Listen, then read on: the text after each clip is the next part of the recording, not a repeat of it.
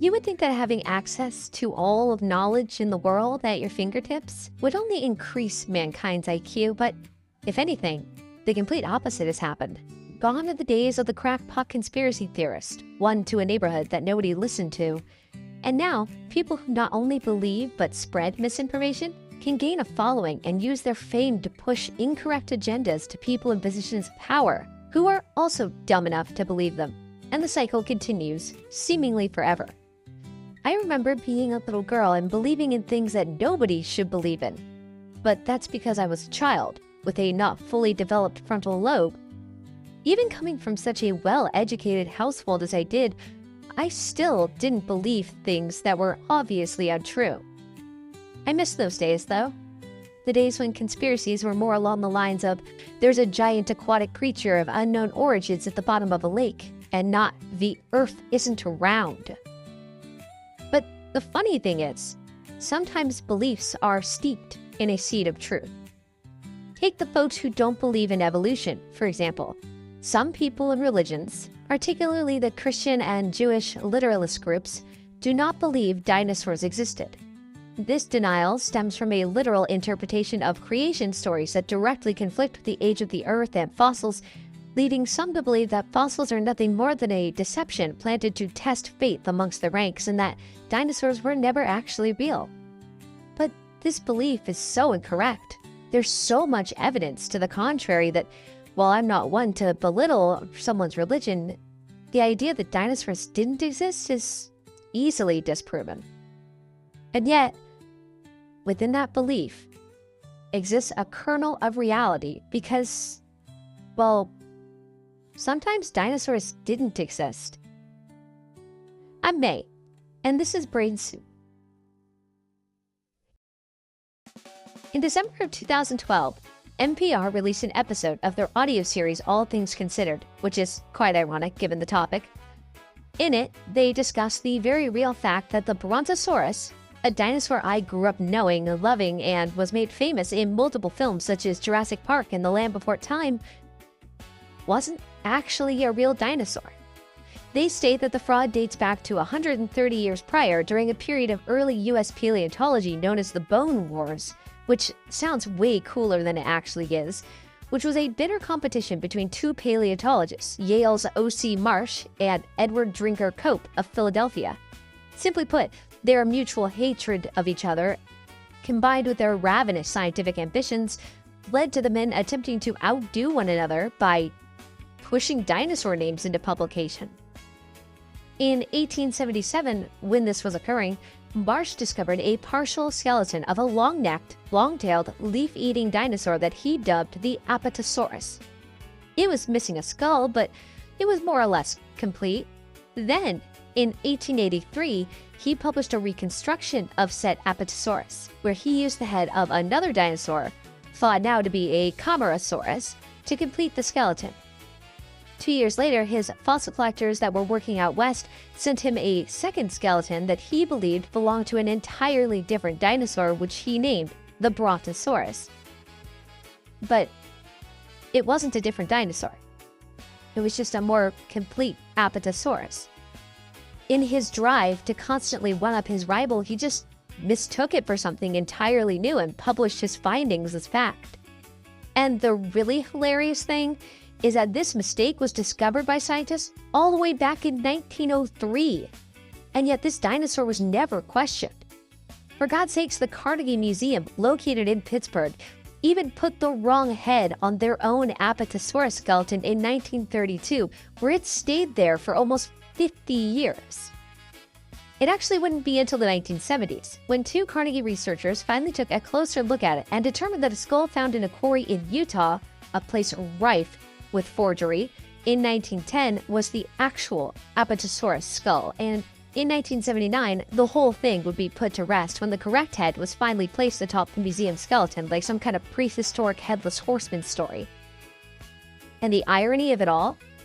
The Apatosaurus's name means deceptive lizard, which, yeah, that tracks.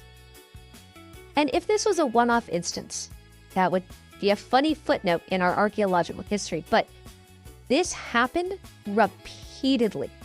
fossil forgery is such a common thing that it has a name. For example, the Archaeoraptor is another famous example of a fossil forgery that was a composite of, yet again, real fossils from different animals, presenting itself as a missing link between birds and dinosaurs. The thing is, though, both of these are instances of misidentification, not out-and-out attempts to pull the wool over our eyes. Marsh wasn't trying to trick people into believing this dinosaur existed. He genuinely thought that what he had discovered was what he discovered. The same can be said for the Archaeoraptor, really, because despite being published in a respected magazine like National Geographic in '99, it's hard to make the claim that those involved with this creation, it essentially was constructed from rearranged pieces of real fossils from different species, were doing this deliberately. According to the said National Geographic report, this entire story began in July '97 in China, where farmers routinely dug in pits with picks and sold fossils to dealers for a few dollars, a practice which was illegal. One farmer in particular found a rare fossil of a toothed bird, complete with feather impressions, which broke into pieces during collection. Then, nearby, in the same pit, and this is where things get mucked, he found pieces including a feathered tail and legs, and then cemented several of these pieces together in a manner that he believed was correct. He knew it would make a more complete looking and thusly more expensive fossil to prospective buyers. It was then sold in June of '98 to an anonymous dealer, where it was smuggled to the US. The problem here is that this one wasn't done by an actual paleontologist, but instead a mistake purported by multiple people, none of whom had any scientific knowledge, because once it hit the States, it showed up at a gem show in Tucson, Arizona, where the Dinosaur Museum in Blanding, Utah, which is a more appropriate name for a city in Utah than I could ever come up with on purpose, purchased it in February of '99. See, this museum was run by Steven Zerkis and his wife Celia, but again, much like the farmer who found it and created it, neither of them held any university degree. Steven was merely a dinosaur enthusiast and an artist. Perhaps the irony of this all is that this scandal is sometimes used by creationists like Kirk Cameron to cast doubt on the hypothesis of evolution itself, and that birds evolved from dinosaurs. There's plenty of intentionally fake dinosaurs out there, whether it's the fictional ones made up for film or sites like the Speculative Dinosaur Project, which was an online alternate history project that ran for several years in the 2000s about a parallel Earth where dinosaurs never went extinct. These are all made up for fun, not genuine misinformation. Nobody involved in the creation of the fictional Indominus Rex for the Jurassic World films was doing so with any kind of malice, hoping to pull a fast one on the public. The Speculative Project, likewise, is admittedly a work of fiction. And even Marsh and Steven Zerkis truly believed that these discoveries were real. Again, there was no intent or misdirect. And for what it's worth, in 2015, a morphological study of both the Apatosaurus and the Brontosaurus families, to which both genera belonged, showed that the physical differences were sufficient enough to separate them into two distinct genera, leading to the reinstatement of the Brontosaurus. This is kind of like when an athlete who breaks a world record gets accused of having done so with the help of steroids and then gets their name cleared after the truth comes out. Except, Brontosaurus thing actually happened. If anything, it's more akin to the whole "is Pluto a planet" debate. I, for one, am happy to have witnessed the Brontosaurus reclaim his street cred and once again find his place amongst the literal giants of his time. I didn't want to live in a world without a Brontosaurus. Things like dinosaurs make the world a more magical place to inhabit.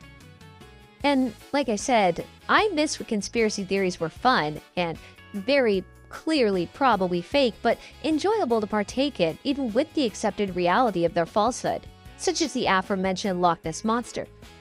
We need things like that to make the world a more enjoyable place to live, a place where the unimaginable is still possible. Far be it from me to say that people who don't believe in evolution are wrong. They're perfectly entitled to their opinions. But I will say that creationism's biggest detriment to society is just the fact that it's making the world less magical and interesting by denying our reality of incredible creatures. We need dinosaurs. Nobody needs Kirk Cameron.